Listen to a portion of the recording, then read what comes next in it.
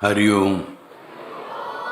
श्रीराम अंबज्ञ नाथ सोव्यत नाथ सोव्यत नाथ सोव्यत.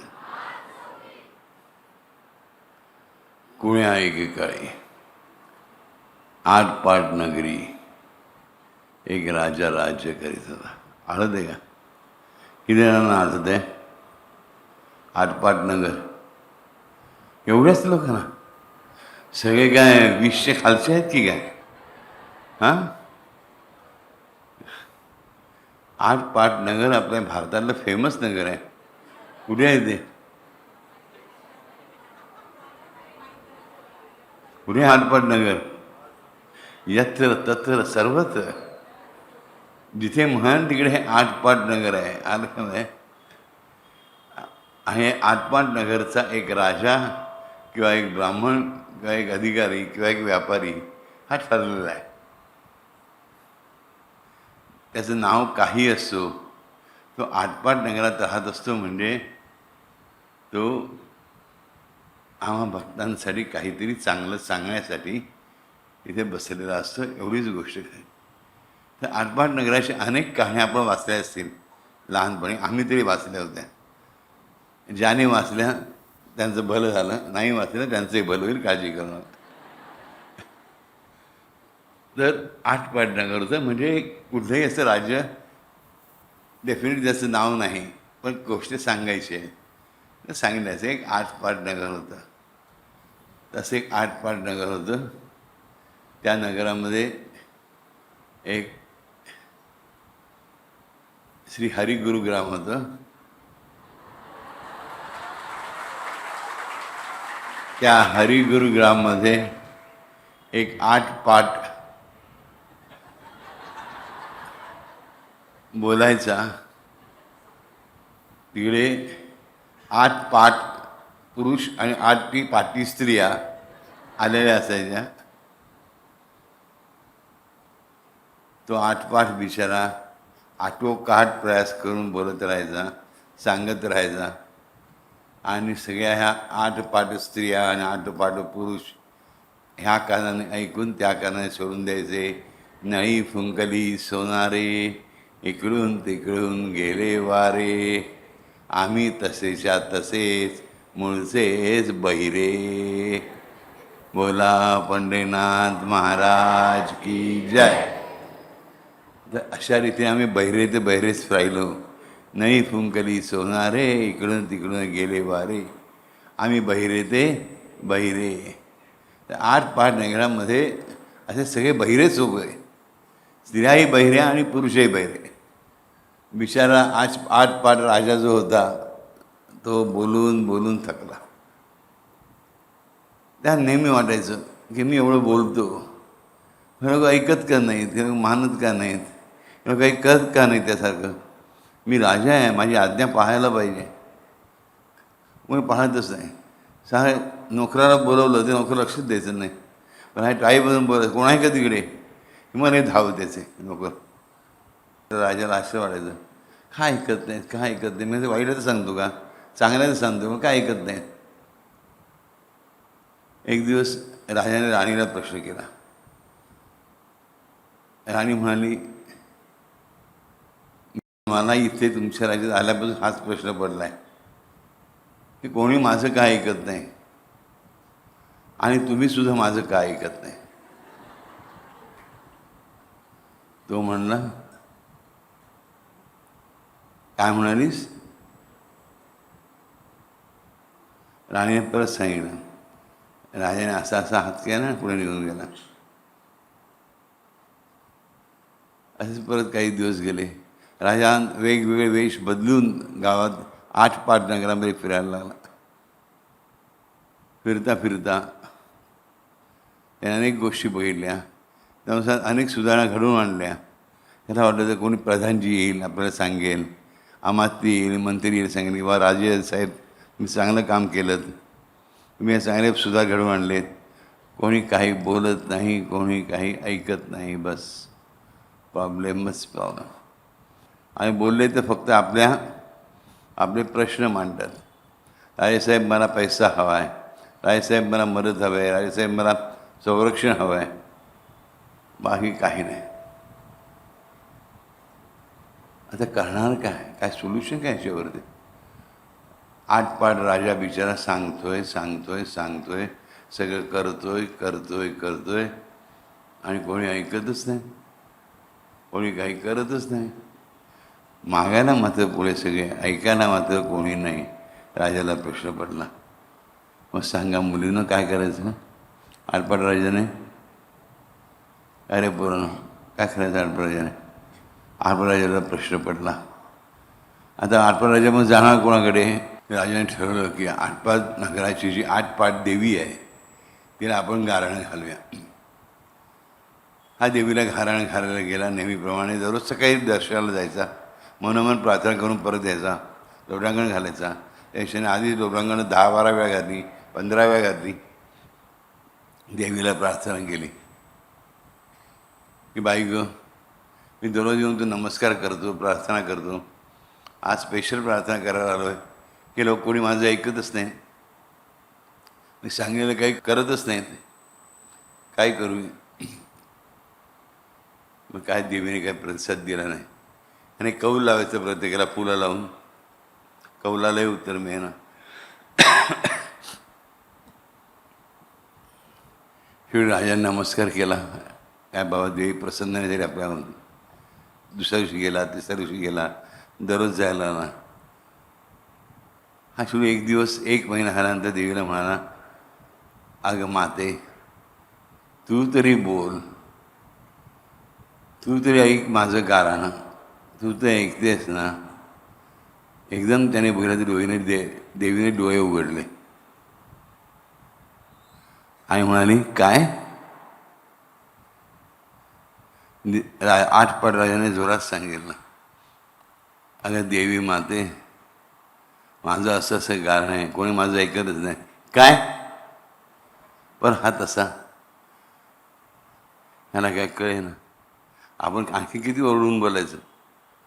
शांतपणे त्याने बिचाराने अगदी जवळ गेला आणि देवीच्या कानात सांगितलं, अगं माते असं आहे. देवीने सांगितलं, ह्याला म्हटलं जा, तुझं काम झालं. राजा आनंदात परत आला. येऊन बघतो ते काय, नगरामध्ये परत तेच. 1 महिनाभर परत राजा जात राहिला. परत त्याने देवीला गाणं घातलं 1 महिन्यानंतर. देवीने परत ते म्हटलं, काय? हा तसं केला. हा देवीच्या कानाशी गेला आणि जोरात त्याने घंटा वाजवायला सुरुवात केली देवीच्या कानाशी. आई आता तरी ऐक, मी काय सांगतो ते. तू आटपाट नगराची देवी आहेस. देवीच ती. तिला करुणा आली आणि म्हणाली, अरे बालका, तू आटपाट नगराचा राजा आहेस, मी आटपाट नगराची देवी आहे. मी आटपाट नगराची देवी असल्यामुळे मी आटपाट नगरासारखी वागते. तू म्हटलं आटपाट नगराचा राजा असून आटपाट नगराचा राजा असल्यासारखा वागत नाहीस. म्हणजे काय? परतीने गेलं. त्यामुळे माते मला कळत नाही की म्हणे तोच तर प्रॉब्लेम आहे. आटपाट नगरामधले सगळे लोक बहिरे आहेत. त्यांना बोलता येतं, त्यांना ऐकू येत नाही, आणि म्हणून तू सांगतोस ते काही करत नाहीत. आणि म्हणून मी सुद्धा बहिरी येऊन उभी राहिले, कारण मी बोलले तर ते ऐकत नाहीत. मी कशाला त्यांचं ऐकू? मग मी सुद्धा कान बंद करून ठेवलेत. मी तुला खूण करून दाखवते की बघ, ही आटपाट नगराची देवीच बहिरी, लोक बहिरे असणार. राजा काय समजला. राजा आला, दरबारात बसला. त्याने आईच्या पायावर डोकं मस्तक आपलं टेकवलं. म्हणाला, आई, खरंच आई ती आई आहे, ती माया. लेकुरा लागी आता का वाळू, परी लेकुरीची नंगता टवाळू, कैसा सांभाळू करी ती. तिने खरंच सांभाळ केला. राजा आला, जे समजत नाही बरोबर समजला. आला आणि दरबारात बसला.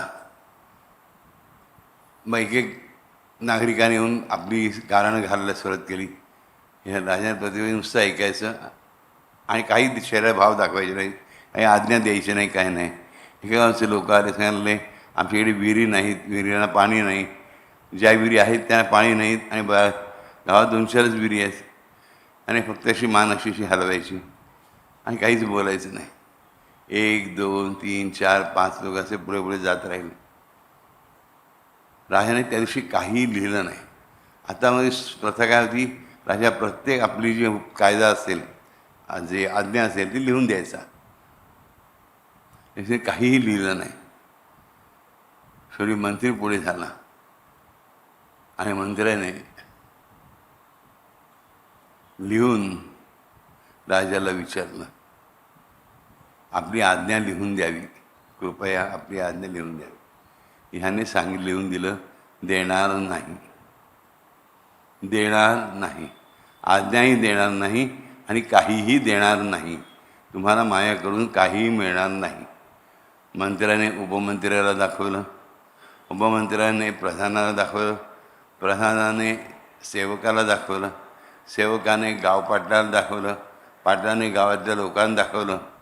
अशा रीतीने आरपाट नगरातल्या सगळ्या लोकांना कळून चुकलं, याच्या पुढे राजा कोणाला काही देणार नाही.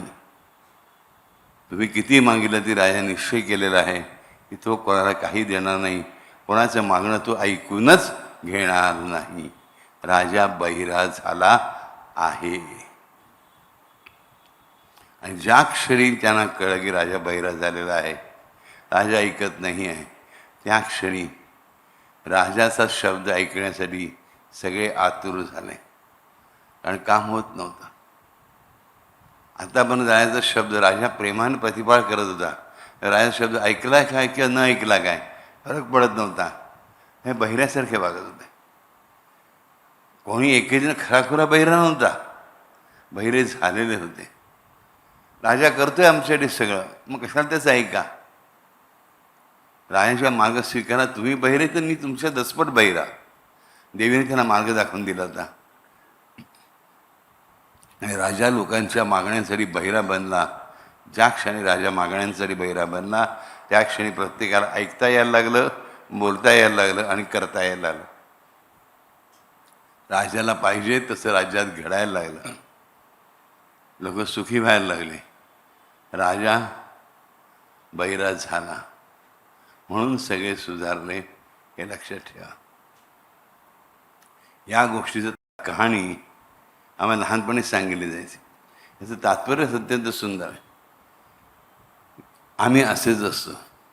देवाने आमचं ऐकावं अशी आमची इच्छा असते, पण देवाचं आम्ही ऐकायला कधीही तयार नसतो.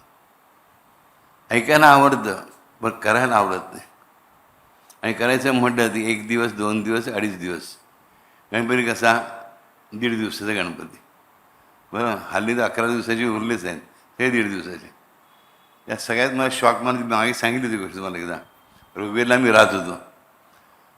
दुसऱ्या दिवशी सकाळी उठल्यानंतर आधी 5:45-6च्या दरम्यान बसलो होतो खिडकीमध्ये. एक ओळखीच्या महिला चालली होती, हातामध्ये पर्स होती, अशी ऑफिसला जायची तयारी होती. सर पण नौकं कुणी इथे पुढे ऑफिस तिचं म्हटलं. ऋग्वेद म्हणजे आपलं दादरला अगदी समुद्राला जायचंच रस्ता ना, गल्ली. मी खाली गेलो तर बघलं ह्या बाई उभ्याच आहेत. म्हणजे काय इथे कुठे आहे सकाळी सकाळी? नाही, गणपती विसर्जनाला आलं आहे. मग मिस्टर कुठे आहेत? नाही, मिस्टर कामावर गेलेत, त्यांना महत्त्वाची मीटिंग आहे, मी एकटीच आले आहे विसर्जनाला. म्हणून गणपती कुठे आहे? विसर्जन झालं? नाही, इकडे. पण कुठे? पर्समध्ये. पर्समध्ये गणपती? पर्स एवढीशीच होती. त्याने एवढंसं गणपती काढून दाखवला, हा बघा गणपती. आम्ही बसवतो दरवर्षी गणपती. हो का म्हणलं, कधी बसवता? हो, काल रात्री 9 वाजता बसवला. रात्री 9 वाजता बसवला, सकाळी 7 वाजता विसर्जन. म्हणजे 2 तिथ्या झाल्या. पण गणपतीचं असेल की 12 तास पण नाही, 10 तास. कळलं?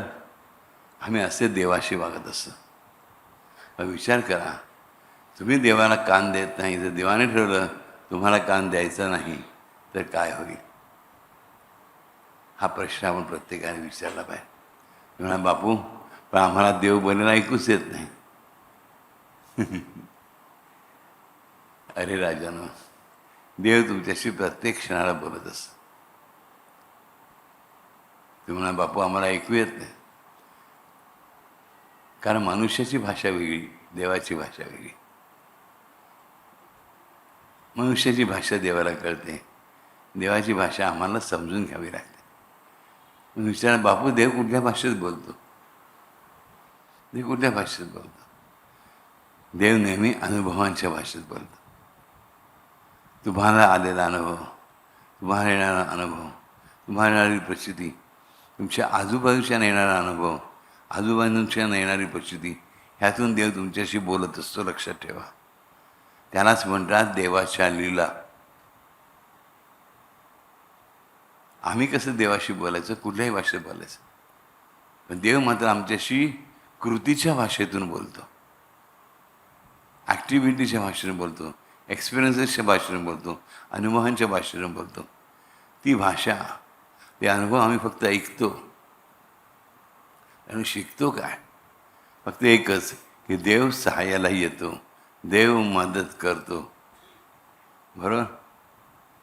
परंतु एक लक्षात घेत नाही, जो आमच्यासाठी धावतो, जो आमच्या मदतीला येतो, त्यासाठी मी काय करतो? आणि त्यावर हाही प्रश्न विचारला पाहिजे की देव माझ्यासाठी एवढं करतो, पण मी माझ्यासाठी काय करतो? हा प्रश्न आधी विचारा. देवाला लांब ठेवा, देवाला विचारत ती हरकत नाही, तो स्वराचं बघायला समर्थ आहे. पण हा प्रश्न विचारा की देव माझ्यासाठी इतकं करून राहिलं आहे, मी माझ्यासाठी काय करतो आहे? मी माझ्या स्वतःसाठी किती चांगल्या मार्गाने चांगले प्रयत्न केले? हा प्रश्न विचारायला हवा राजानं. आणि एक दिवस देव बहिरा होतो, आमचं कुठलंच म्हणणं ऐकून घेत नाही. मग आयुष्यामध्ये प्रॉब्लेमच सुरू होतात. पण देव बहिरा झालेला नसतो, देवा बहिरा होऊ शकत नाही. लक्षात ठेवा. आलक्षमध्ये देव बहिरा कधी होत नाही. आरपाटनगरचा राजा ही कहाणी आहे. तिथे तो होऊ शकते देवी बहिरी, तिचा बहिरेपण ती स्वीकारलेलं असतं तिने. तर लक्षात ठेवायचं, आमचे शब्द देवा तुला ऐकू येत नाहीत का, असं आपण जेव्हा म्हणतो, देवा तुला कळत नाही आहे का, देवा तुला दिसत नाही का, माझं बोलणं ऐकू येत नाही का, तेव्हा समजायचं की देवाने कान बंद करून घेतले. का? तर मी देवाला विसरलो आहे म्हणून, मी देवाचे उपकार विसरलो आहे म्हणून, मी देवाने माझ्या जीवनात आतापर्यंत केलेली मदत विसरलो आहे म्हणून. लक्षामध्ये. मग असं जर आम्ही वागलो तर देव बहिरा होणारच, आमच्या पुरता, सगळ्यांच्यासाठी नाही. मग देवाचे कान उघडायचे कसे? काहीतरी मार्ग असलाच पाहिजे ना. होय, देवाने कान बंद करून घेतले असतील तुमच्यासाठी, उघडण्याचा मार्ग एकच आहे. आणि तो मार्ग म्हणजे काय बरं? अरे तुम्ही खरंच बहिरे झाला की काय?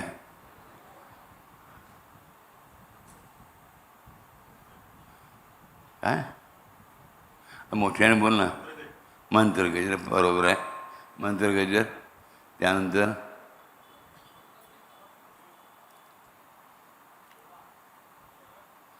हाक मारणं. ओके. नंतर भक्ती आणि सेवा. ओके. आणि चरण आणि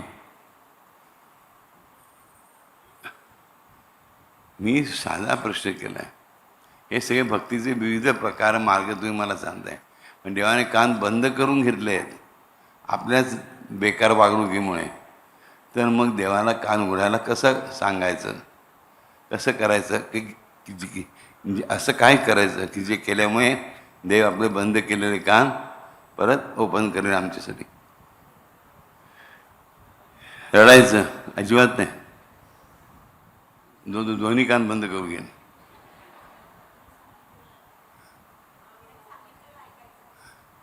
त्याने सांगितलं ऐकायचं. ठीक आहे. त्याची सवय नाही आपल्याला, लक्ष ठेवा. बरं, स्वतः म्हणायचं अरे वा, चांगली गोष्ट, आयडिया चांगली आहे. पण देव स्तुतीला भाळत नाही, लक्ष ठेवा. म्हणजे थँक्सलाही भाळत नाही. अशा काय जे आपलं लक्षात येतं की देव ऐकत नाही आहे, माझी स्थिती दिवसेंदिवस अधिकाधिक खराब होत चालले, माझे प्रॉब्लेम्स वाढत चाललेत, माझे कष्ट त्रास वाढत चाललेत. याचा अर्थ देवाने माझं बोलणं ऐकणं थांबवलेलं आहे. संकट प्रत्येकाला येतात, अपघात घात अनेक वेळा होतात, पण त्यातून देव बाहेर काढत राहतो, ते तुमचं ऐकर असेल तर. पण आम्हाला आधारच मिळत नाही कुठलाही. त्या समजायचं की देवाने कान बंद करून गेलेले आहेत, मग ते उघडायचे कसे? देवाची स्तुती करून हे मिळणार नाही. उगीच्या उगी ताशे वाजवून आणि देवाचा आजूबाजूला उद्धार करून हे होणार नाही. मोठमोठ्या पूजा करून हे होणार नाही. मोठमोठी हवनं करून हे होणार नाही. मग कसे होणार? यज्ञ आवश्यकच असतात, पूजनं आवश्यकच असतात, अभिषेक आवश्यकच असतात. ह्या महत्त्वाचं काय असतं? प्रेम. हे तर नाही आहे म्हणून तो राडा झाला ना. तुमचं प्रेम असतं तर देवाने कान बंदच करू घेतले नसते. प्रेम असलं तुम्ही ऐकलं असतं ना सगळं, बरोबर की नाही? मग काय करायला पाहिजे?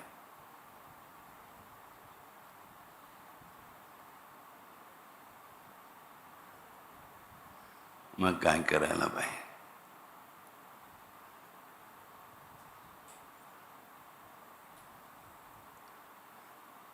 सोपी गोष्ट मी इथे अनेक वेळा सांगितलेली आहे. नवीन काही देखील नाही, अजिबात नाही. नामजप बरोबर आहे, मंत्र बरोबर आहे, सगळं बरोबर आहे. पण नाम रूप गुण लीला आणि धाम हे सगळं त्याच्यामध्ये येतं. ती म्हणजे कथा, भगवंताची कथा, भगवंताची लीला, बरोबर, भगवंताचे अनुभव. अनुषमध्ये ते लक्षात ठेवा. जेव्हा आपल्याला वाटतं की आपलं संकट मोठं आहे, आपला त्रास खूप मोठा आहे, देवाने कान बंद करून घेतलेत की काय, तेव्हा पहिल्यांदा नामस्मरण सुरू करायचं आणि नंतर ईश्वराचं गुणसंकीर्तन करत फिरायचं. की जेवढं तुम्ही ईश्वराचं असं गुणसंकीर्तन कराल, लीला संकीर्तन कराल, हजारो लोकांपर्यंत देवाला तुमच्या पोचवाल, त्या क्षणाला देव कान उघडायला सुरुवात करतो. कारण तुम्ही जेव्हा इतरांना एखादी गोष्ट समजावून सांगता तेव्हा ती तुम्हाला अधिक पटते, लक्षात ठेवा. दुसऱ्याशी बोलत असताना आपण स्वतः ऐकत असतो आणि बोलतही असतो. श्रवणही होतं आणि नामस्मरणही होतं, स्मरणही होतं.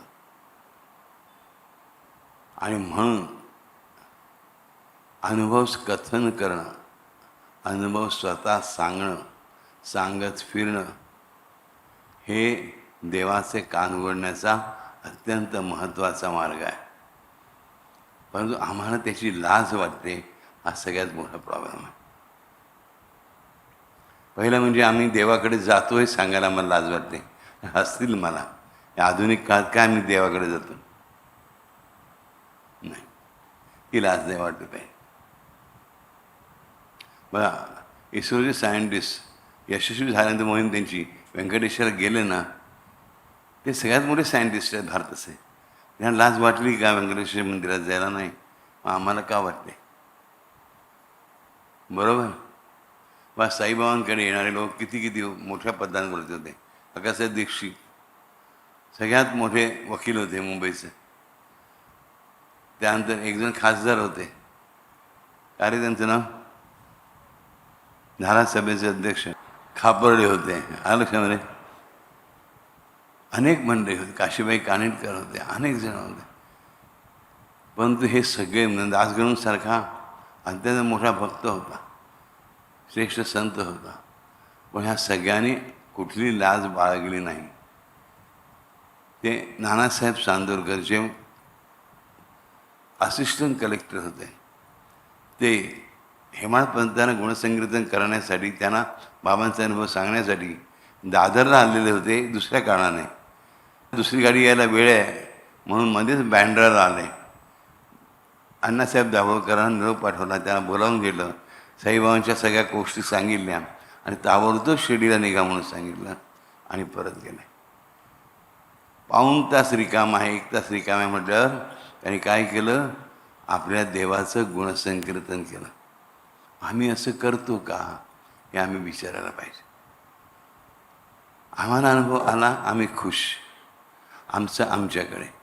कशा लोकांना सांगायला जा, लोक हसतील मला, आणि लोक हसायचे ते हसतातच. परंतु मनापासून तो राजानो, तुमच्याच प्रारब्धामुळे जेव्हा तुमच्याकडे मदत येण्याचे मार्ग बंद झालेले असतात, तर ते मार्ग उघडण्याचा, त्याचं बहिरेपण हे एक प्रतीक आहे. त्या तुमचे बंद झालेले मार्ग, दरवाजे उघडण्याचा मार्ग एकच असतो, आणि ते म्हणजे परमेश्वराचं संकीर्तन, तुमच्या देवाचं संकीर्तन, तुमच्या सद्गुरूंचं संकीर्तन, त्याच्या गुणांचं, लीलांचं, अनुभवांचं कथन. हे करणं अत्यंत आवश्यक आहे. त्याला त्याची आवश्यकता नाही, लक्षात ठेवा. परंतु एक लक्ष ठेवा, हे अनुभव कथन, संकीर्तन मी कराल, ते स्वतःचं महत्त्व वाढवण्यासाठी केलं तर परिणाम उलटा होईल. देवाचा महिमा वाढवण्यासाठी करा. मला देवाचा जो लाभ मिळाला आहे तो मग इतरांना मिळावा म्हणून ह्या भावनेने करा. तर 1 नाही 10 दरवाजे उघडतील. साधी गोष्ट लक्षात घ्या. सोमवारच्या व्रताच्या कहाण्या असतात बरोबर, गुरुवारच्या कहाण्या असतात, गणेश पुराण आहे, देवी पुराण आहे, देवी भागवत आहे, विष्णूचं भागवत पुराण आहे, रामायण आहे, कृष्णायन आहे, रामायण आहे, कृष्णायन पण आहे. हे सगळं आहे. साई चरित्र आहे, स्वामी लीलामृत आहे, गजानन महाराजांचा गजानन विजय ग्रंथ आहे. हे का लिहिले जातं? ह्याच कामासाठी, ह्याच कारणासाठी. खरंच सांगतो महाराजांनो, एक काळ असा होता अवघ्या 20 वर्षापूर्वीपर्यंत की लोक साईचरित्र, स्वामीचरित्र वाचायचे रेग्युलरली. आज आम्हाला त्याची ओळख पण नाही. मी ह्या 45-46 लोकांना विचारतो, साईचरित्र वाचलं आहे का नाही, स्वामीचरित्र वाचलं आहे का नाही, बखर वाचलं आहे का नाही, अमुक वाचलं आहे का नाही, तमुक वाचलं आहे का नाही. हल्ली एकतर आधीच प्रिंटेड कॉपीज मिळणं बंद झालं आहे. कोणी प्रिंटेड कॉपीज काढतच नाही, सगळे नेटवर वाचतात. बरं, किंडल घ्या, वाचा, आनंद आहे. मी सुद्धा सगळ्यांनी किंडलवर किंवा ॲडोबवरच वाचतो, बरोबर, किंवा गुगलवर डाउनलोड करतो. परंतु वाचा, आणि वाचण्यापेक्षा ऐका, बोला. हे तोंड जे बंद आहे ना, ते बंद झालेलं तोंड नामस्मरणासाठी आणि संकीर्तनासाठी उघडलं तर देवाचे कान उघडतील. काय नियम आहे? तुम्ही तुमचं तोंड उघडलं तरच देवाचे कान उघडतात. आमचं तोंड कशासाठी उघडतं? फक्त मागण्यासाठी. मला हे पाहिजे, मला ते पाहिजे, मला हे नको, मला ते नको. येस, ही तोंडाची फक्त उघडझाप आहे. देवाला सगळं माहितीच असतं. जेव्हा तुम्ही तुमचं तोंड उघडता देवाचं कीर्तन करण्यासाठी, संकीर्तन करण्यासाठी, अनुभव सांगण्यासाठी, आणि ते सुद्धा खात्रीने. समजा मग कुठलाही प्रश्न विचारू दे, किती माझी कुचेष्टा करू दे, मी डगमगणार नाही. आलक्ष्यमध्ये साधी गोष्ट सांगा. एखाद्या माणसाला इकडे टक्कल पडलं, लोक हसायला आलंय, म्हणजे बाहेर पडायचं थांबवतो का? नाही, अजिबात नाही. बरोबर, एखादी स्त्री आहे, बरोबर, तिकडे जास्त पैसे नाही आहेत, साधी साडी नेसून नोकरीला जाते. मग स्त्री साडी साधी आहे, किंवा ड्रेस साधा आहे, म्हणजे ऑफिसला जायचं थांबवते का? नाही. बरोबर, मग सर्वात मोठं धन ज्याच्याकडे आहे, सहाय्य, सगळ्यातून सोडवणूक, घोर कष्टांचं निवारण, त्या आपल्या देवाचं, ईश्वराचं, सद्गुरूंचं संकीर्तन करण्यासाठी आपल्याला तोंड उघडायलाच पाहिजे. ते तोंड उघडलं तर देवाचे कान उघडणार आहेत, लक्षात ठेवा. परंतु आम्ही नेमके त्यालाच विसरतो. आठपाडण्याची गोष्ट आज आपण ऐकली ती नीट लक्षात ठेवायला हवी की बोलायला शिका. साई चरित्र ज्यांनी वाचलं आहे, किती जण आहे तिकडे? संपूर्ण साई चरित्र वाचलं आहे एकदा तरी, बस.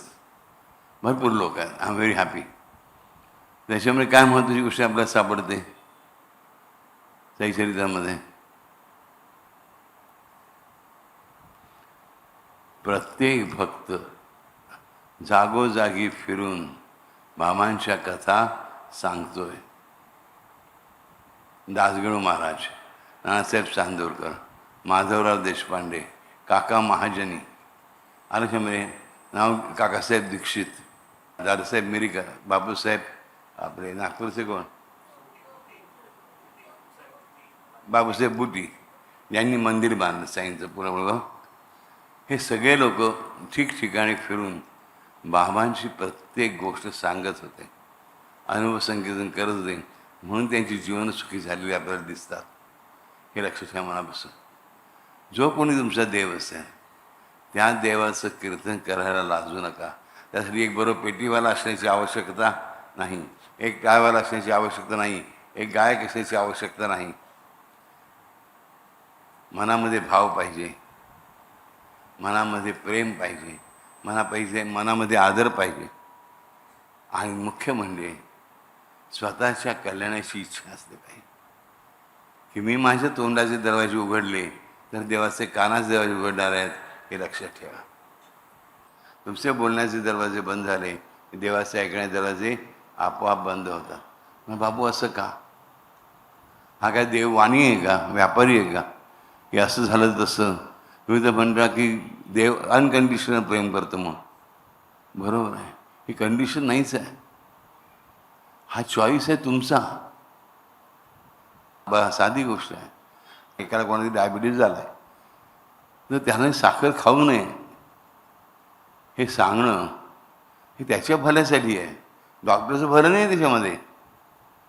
हा लक्षामध्ये हे लक्षात ठेवा. त्यामुळे देवाचं संकीर्तन करणे देवाची गरज नाही आहे, तुमची गरज आहे, हे लक्षात घ्या. देवाचं बोलणं ऐकू यायला लागेल, देव तुमचं बोलणं ऐकायला लागेल, आणि मग सगळे मार्ग आपोआप उघडते, आपोआप उघडते. साई चरित्रामध्ये ह्या विषयीची एक सुंदर कथा येते. आंबडेकर नावाचे एक गोष्ट गांजलेले असतात. परिस्थितीने नोकरी सुटलेली असते, कर्ज वाढत वाढत गेलेलं असतात. एक पत्नी आणि 4 मुलं असतात, घरी म्हातारी आई असते. उदरनिर्वाह करण्यासाठी घरातली सगळी भांडी विकली जातात, घरातले सगळे कपाट, खुर्च्या, टेबलंसुद्धा विकली जातात. सोनं नाणं केव्हाच विकलेलं असतं.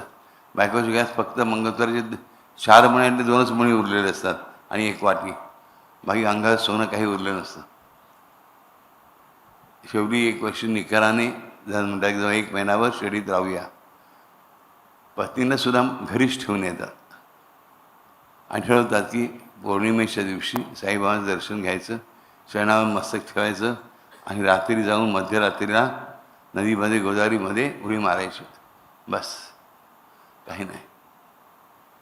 परंतु महिनाभर होते काय गोष्ट, ज्या दिवशी ते येतात त्या दिवशीच पौर्णिमा असते, त्यामुळे त्यांना 1 महिनाभर थांबायचं असतं. त्या महिनाभरामध्ये आंबडेकर सतत, त्यांना काही करायचं नाही आहे ना, काहीच काम नाही आहे, शिडीमध्ये राहायचं आहे. आणि त्यांचे अत्यंत जवळचे मित्र जे आहेत त्यांच्या घरी ते राहतात. खाण्यापिण्याचा पैसा द्यावा लागत नाही, पुढे जायचं नाही, तिकिटाचा प्रश्न नाही आहे, आणि बाकी काही गरजा नाही आहेत, मारायचंच आहे फक्त. मारण्याचा मार्गही सोपा आहे, 1 पैशाचा विषय आणायचं नाही, गोदावरी नदी परत चालत जायचं आहे, उडी मारायची. पोहता येत नाही आहे, हे मारणारे नक्की. त्यांनी केलं काय, महिनाभर ते हा माणसापतीच्या जवळ बसायचं, माणसापती काय सांगतील ते ऐकायचं, माधवराव देशपांडेच्या जवळ बसायचं, ते काय सांगतील ते ऐकायचं, असं ऐकत बसायचं. सगळं खानावळवाला आणि ते शिर्डीमधला एकमेव हॉटेलवाला होता. हॉटेल नव्हती, खानावळ होती. त्याची यांची मैत्री होती. त्याचं स्वतःच हॉटेल होतं आणि तो फुकट जेवायला द्यायचा. त्याच्या समोरच्या झाडाच्या पारावर तो झोपायचा. सगळ्या लोकांच्या गोष्टी ऐकायचं राहायचा आणि याची बुद्धिमत्ता खूप चलाक होते. गोष्टी लक्षात राहायच्या. बाकीचे लोक विचार का माझ्यावर काय सांगत होते, हा त्यांना बसून सगळे डिटेलमध्ये सांगायचं. हो का, पहिल्या 4-5 दिवसाला तो लोकांमध्ये प्रसिद्ध झाला. हा ना आंबेडकर आहेत ना, ती गोष्टी छान छान सांगतात. त्यांना प्रत्येक गोष्ट नीट माहिती असते. स्वभाव चौकस होता. माहिती करून घेत होते. बाबा कधी आले, कुठे बसले, काय गायले, कुठलं भजन गायचे, बाबा पायात चहा बांधून कसे नाचायचे, सगळ्या माहित्या त्यांनी करून घेतल्या. आणि ते आल्या गेल्या लोकांना सांगत राहिले की दुसरं काही कामच नाही दिवसभर. बाबाचं नामस्मरण करायचंच नाही आहे, जीवन संपवायचंच आहे कंटाळून. पण बाबा तो बाबा साईनाथांनी त्याच्याकडून यथेच्छ संकीर्तन करून घेतलं. त्यानेही मनापूत यथेच्छ संकीर्तन केलं, विदाऊट नोईंग. हे माहीत नसतं की मी संकीर्तन करतोय. फक्त भाव एकच होता, लोक विचारत आहेत, मला माहिती आहे, मला त्यांना सांगायचं. बस शेवटचा दिवस उजाडला, नवीन पौर्णिमा आली. सगून खानावळ्याने जेवायला घातलं. हा जेवला, अन्नब्रह्मा नमस्कार केला आणि समोरच्या पारावर जवळ एक गाडी होती, त्या गाडीला ठेकून बसला. बैलगाडी म्हणजे बैलगाडी. तेव्हा सगून बाहेर आला.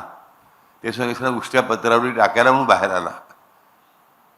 त्याच्या जरी ग्रंथ होता. आंबेडकर म्हणा, आंबेडकर अहो हा ग्रंथ वाचलात का? कुठला ग्रंथ? अक्कल स्वामींचा ग्रंथ आहे. बघू हे मला त्याला आताच 15 मिनिटांनी उड्या मारायला जाणारच आहे. नाहीतरी देवाचं नाव कुठल्या संतांचं नाव सांगतं, वाचून बघूया. वाचायला घेतात. ही कथा खूप छान आहे बरं का. सगळं खानावळवाला त्यांना सांगतो आंबेडकरांना. ते ती गोष्ट वाचतात. गोष्ट असते, असाच एक गांजलेला त्रासलेला मनुष्य बडोद्याला एका विहिरीवर जाऊन उडी मारायला बघतो. उडी मारतो देखील, पण तो स्वामी महाराजांचा अत्यंत निकटचा जवळचा भक्त असतो.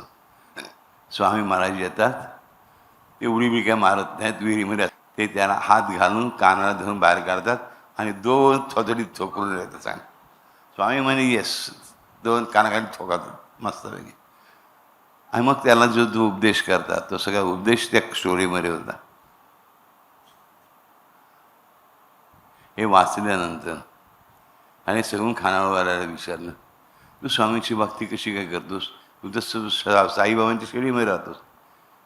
होय, स्वामींनीच मला सांगितलं की यापुढे मी शिर्डीत आहे, म्हणून मी शिर्डीत आलो. सगळी लिंक लागली. कथा समजली की आपण आत्महत्या करायला निघालं हे साईला मान्य नाही. आपण थांबायला हवं. त्या गृहस्थांना, वामनबुवांना स्वामी महाराजांनी कानफडात मारल्या 2. आपल्या काहून कानफडात मारल्या नाहीत, आपल्या प्रेमाने सांगितलं जात आहे. ह्या आनंदात आंबेडकरांनी निश्चय केला की किती मोठी चूक करून बसलो होतो. मी मेलो असतो, ते कर्ज तसंच राहणार होतं. माझ्या बायकोच्या मागे लोक लागले असते, माझ्या पोरांना कोणी ते विकलं असतं, माझी काय त्यांची परिस्थिती झाली असती. हे देवा साईनाथा, हे अनंत उपकार आहेत. एवढ्या रात्रीची वेळ होती. साईनाथ बाबांच्या द्वारकामाईमध्ये कोणाही प्रवेश नसेल रात्री. दुरून तरी दिसतील तर बघावं म्हणून गेले आंबेडकर. आणि बघतात तर काय, बाबा मशिदीच्या कठड्याजवळ येऊन उभे होते. दोन्ही हात कठड्यावर ठेवून वाकून बघत होते, असा हात धरून. आलाच कर, जोरात आरोळी ठोकली बाबाने. आंबेडकरांनी ओळखलं, बाबा आपल्यालाच हाक घालतात. त्याचा देव बहिरा झालेला नव्हता. त्याला आता पण वाटत की देव बहिरा आहे. आज त्याला पहिल्यांदा कळलं की माझा देव बहिरा नाही. आणि त्याने मला हाकून मारले हा आलो आलो जी, आलो जी. आंबेडकर धावत गेले, बाबांचा पाय पकडायला लागले. बाबा म्हणाले, अरे काही पाय काही रे पकडतोस, धाव की माझ्या संगात, असं बळ तर धाव की. आंबेडकर धावायला लागला. बाबा पुढे, आंबेडकर मागे, बाबा पुढे, आंबेडकर मागे. धावतोय धावतोय धावतोय. आंबेडकरला काय धावता येईना. बाबांनी स्वतः सटका काढला, थांबले, दोन हात पुढे करायला सांगितले, हातावर सटके मारले जोरात. हात असा सणसणला. मी आठवत शाळेत जर कधी टीचरने मारलं असेल पटकी कशी लागते ती, मला अनुभव नाही आहे सुदैवाने, सो आय एम हॅपी. पण मी पोरांपैकी असा हात करतानंतर 2 तास हा 2 सटके मारले त्याच्या हातावरती, प्रत्येक हातावर एक सटका. आणि म्हणे जा जा बघ तुझा हात, बघ हात बघ, मारलाय मी सटका, हात बघ हात बघ हात बघ. बाबांना अशी एक एक गोष्ट रिपीट करायची सवय होती, बघ बघ हात बघ हात बघ हात बघ. असं हात वर वर करत गेले. दिसतोय का माझा हात, अरे दिसतोय का, असं म्हटलं. हा एकदम दिसते बाबांच्या हातात भरपूर रेषा आहेत. हा परत आला. रात्री झोपेमध्ये त्याला फक्त बाबांचा हात दिसत होता, हातात मारलेला सटका दिसत होता. सकाळी उठून बाबांच्याकडे गेला. बाबांना म्हणाला, बाबा का तर दृष्टांत होता की शब्द दृष्टांत होता मला कळत नाही, आपला आदेश काय. अरे हात बघ, अरे हात बघची. त्याला काहीच कळलं नाही.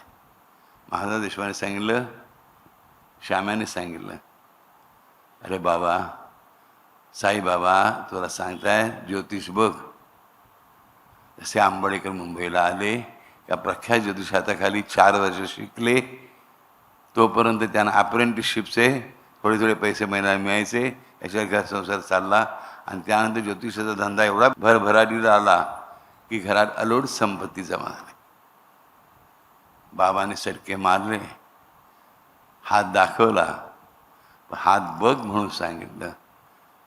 बाबांच्या हाताकडे बघितलं आणि तो लोकांचे हात बघायला लागला.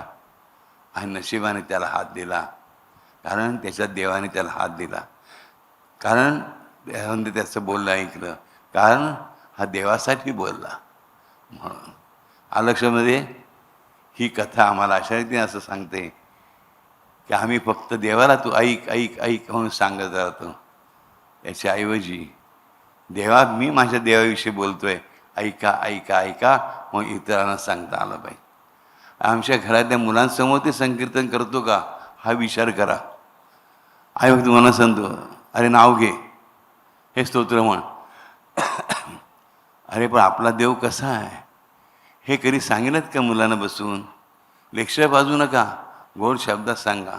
एखादा अनुभव आला तर पहिला मित्रांना गावच्या लोकांना सांगण्याच्या आधी घरच्या पोराबाळांना सांगा, तर त्यांची श्रद्धा बसेल. आता बऱ्याच वेळा असं घडताना मी बघितलं आहे की आई वडील थोर भक्त असतात आणि मुलं पूर्णपणे अभक्त असतात, नास्तिक असतात. कारण भक्त असणारे आई वडील घरात गुणसंकीर्तन करायला विसरतात. समजलं. म्हणून देवांचे कान जर उघडायचे असतील तर तुमच्या तोंडाचे दरवाजे देवासाठी उघडायला हवेत. नक्की राहील लक्षात. आजपासून सुरुवात करायची.